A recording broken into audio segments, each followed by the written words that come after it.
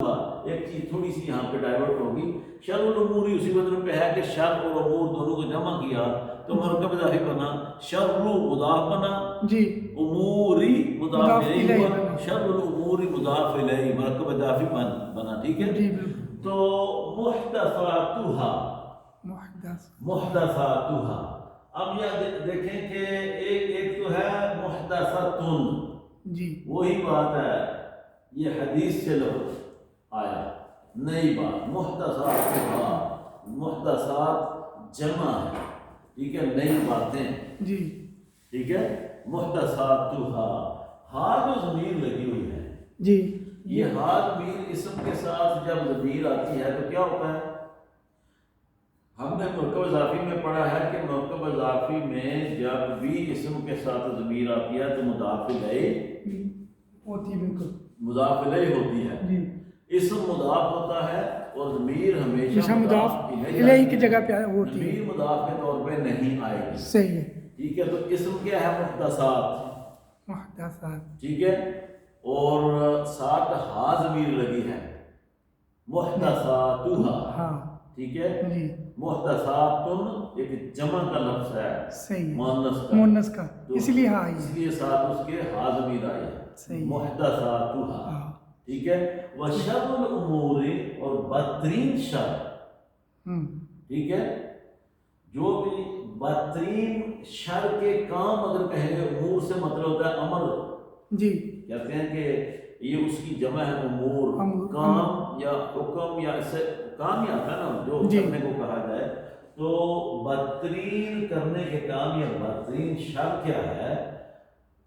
دین میں نئی بات ایجاد کرنا، یہ تھوڑا لمبا ترجمہ ہو گیا ہے، ویسے محدثاتھا کا ترجمہ ہم کریں گے تو یہ بات نہیں کہیں گے، کیونکہ اس حدیث مبارکہ کا جو تعلق ہے وہ دین اسلام کے ان احکامات سے ہے کہ کوئی شخص حدیث رسول صلی اللہ علیہ وسلم کو اپنی مرضی سے کوئی اضافت ڈال کے کہہ دیتا ہے یہ بھی یہ حدیث کا حصہ ہے، یہ ٹھیک ہے، صحیح، یا دین کے جو قواعد ہیں، قوانین ہیں، آج کی صورتحال کو جیسے ہمارے ماشاء اللہ، اللہ ماشاء اللہ ماشاء اللہ کہنا چاہیے، بلکہ لعنت بھیجنی چاہیے ایسے لوگوں کے اوپر کہ جو عدل میں بیٹھے ہوئے جسٹس کرتے وقت پیسہ لے کے اسی اسلامی نظام کے تحت ایسے فیصلے کرتے ہیں جس سے گناہ گار کو پھنسا دیتے،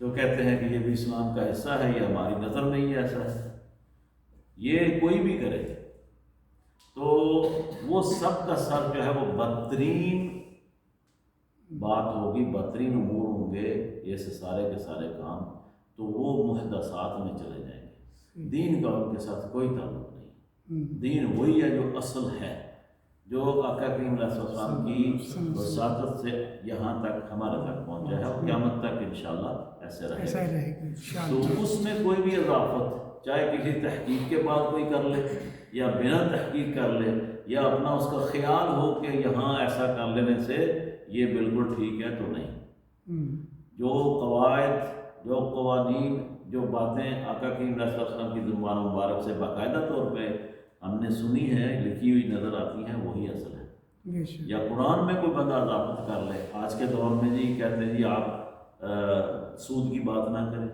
جہاد کی بات نہ کریں، حالات و واقعات مسلمانوں کو اس بات پہ مجبور کر رہے ہیں، تو کچھ علماء اٹھ کے ڈر کے مارے یا لالچ، دنیا کے لالچ کے بارے میں آیات قرآن کو بیچنا یہی ہے کہ وہ اب ان کے میں یاد کدھر چلا گیا ہمارا یہ ٹاپک نہیں ہے، چلے چھوڑے، ہم اس کو یہ کہتے ہیں کہ محدثاتوں کے بارے میں مجھے سمجھانا تھا کہ جب میں ترجمہ کرنے لگا ہوں تو کوئی نئی بات ایجاد کرنا کہ اس میں دین میں، اس لیے یہ بات ہمیں کرنی پڑے گی کہ شر الامور محدثاتھا، بدترین شر یہ ہے کہ آپ دین کے اندر نئی باتوں کو ایجاد کریں، یعنی شر کی جو اعلیٰ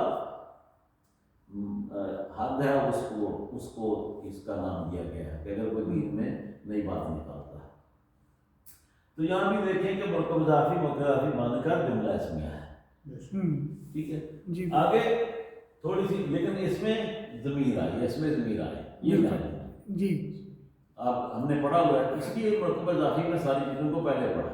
جی اچھا یہاں پہ باقاعدہ اسماء سے مرتبہ اضافی بنا ہے، جی بالکل یہاں پہ ضمیر آ گئی. ضمیر آ گئی، صحیح ہے. ٹھیک ہے. اب آگے ہے کل محدثۃ، ٹھیک ہے، بدعۃ، تن یہاں پہ بدعۃ تین میں نے ریڈ لگایا ہے، جی یہ یاد رکھنا، جی وہ اگلی بات. تو پہلے ہم دیکھتے ہیں کل محدثۃ. ہم نے پڑھا تھا کہ کلو جو ہے ہمیشہ مضاف آتا ہے، کلو بعد یہ کچھ 10 الفاظ ہیں جی جو جب بھی استعمال ہوتے ہیں، تو ابھی میں نے اس کے اوپر بات نہیں کی، صرف کلو کی بات کی ہے. جی تو یہ مضاف بن کر آتا ہے. جی ٹھیک ہے. تو کلو محدثۃ، اس لیے ہی اس نے اس کو یہ مضاف ہونے کی وجہ سے اس نے مضاف الیہ کی. مضاف الیہ آگے تعدد میں آیا ہے. اس جی کا مطلب ہے کہ یہ اس مضاف کی نشانی بھی ہے کہ وہ مرفوع ہے، جی اور بالکل اگلا اس کا اسم مقصور ہے، تو یوں سمجھیں جی کہ یہ مضاف الیہ. مضاف الیہ ہے. تو علامتوں سے ہم پہچان سکتے ہیں کل محدثۃ محدثۃ بدعۃ. بدعۃ. ٹھیک ہے. جی ہم نے 2 لیکچر پہلے پڑھا تھا کہ مبتدا اور خبر دونوں مرفوع ہوتے ہیں. جی مبتدا اور خبر دونوں مرفوع ہوتے ہیں. مرفوع ہوتے ہیں. ٹھیک ہے. کبھی کبھی جو استثنائی حالت آتی ہے نا، جی جب ہم رول کی بات کرتے ہیں تو اس میں استثناء کا نام نہیں لیتے. صحیح ہے. یہ مبتدا پہلے آتا ہے، خبر بعد میں آتی ہے. بھائی کبھی ایسا بھی ہوتا ہے کہ خبر پہلے آتا ہے، جی تو وہ استثنائی حالت ہوتی ہے. اس میں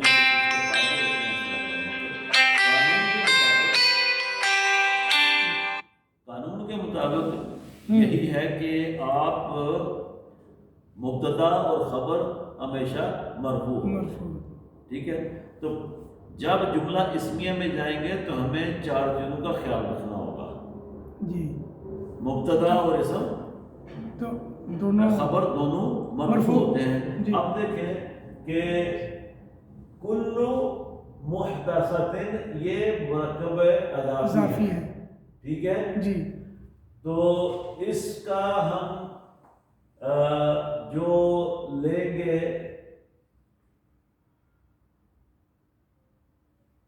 جو اس کا اعراب لیں گے جی. وہ کس اعتبار سے لیں گے، اس پہ بھی میں نے ڈسکس نہیں کیا ہو، لیکن وہ مضاف کا اعراب جو ہوگا وہ اعتبار کیا جائے گا.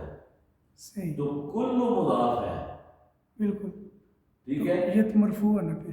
تو یہ مرفوع ہوا. جی مرکب اضافی پورے کو ہم اس وقت مرفوع کہیں گے. جی سمجھ آئی.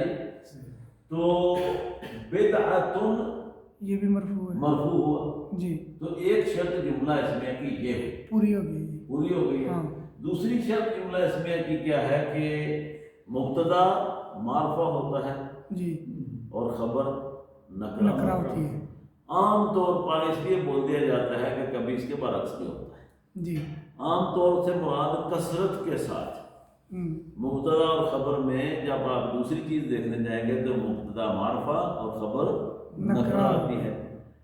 پہلی بات کیا کیا ہے، مبتدا اور خبر دونوں مرفوع ہوتے ہیں. جی. دوسری بات کیا ہے، مجھے مبتدا جی معرفہ اور خبر جو ہے وہ کیا ہے، نکرہ ہوتی ہے. جی. اچھا تیسری بات اور چوتھی بات جو ہے وہ سیم ہے. اچھا یہ چیزیں کہاں سے آ رہی ہیں، اسم کی اس 4 حالتوں سے آ رہی ہیں. جی جو جنس، تعداد، عدد عدد اور عدد ہی ہو گیا نا، جی. وسعت اور اعراب. وسط اور اعراب.